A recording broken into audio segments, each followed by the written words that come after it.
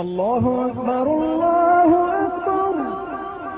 This story is about seeking forgiveness. It is from the life of Imam Ahmad bin Hanbal, who is considered as a renowned scholar of Islam and a famous theologian. Imam Ahmad is also considered to be the founder of the Hanbali school of Islamic jurisprudence and is one of the most celebrated Sunni theologians, often referred to as the Sheikh al-Islam or the Imam of al-Sunnah.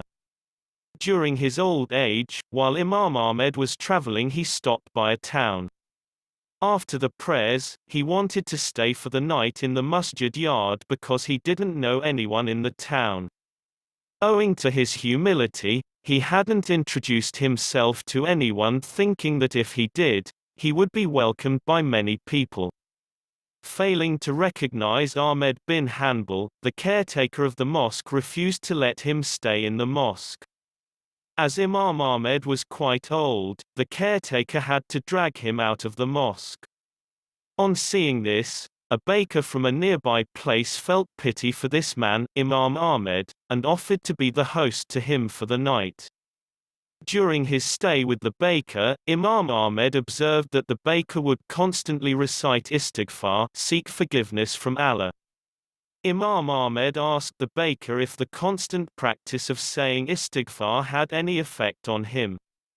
The baker responded by telling Imam Ahmad that Allah had accepted all of his du'as, supplications, except one.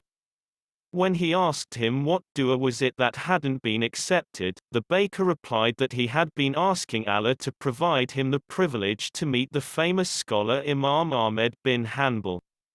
On this, Imam Ahmad bin Hanbal said that Allah had not only listened to his du'a but had dragged him onto the baker's doorsteps. This story is a reminder of the power of saying Astaghfar, seeking forgiveness, frequently.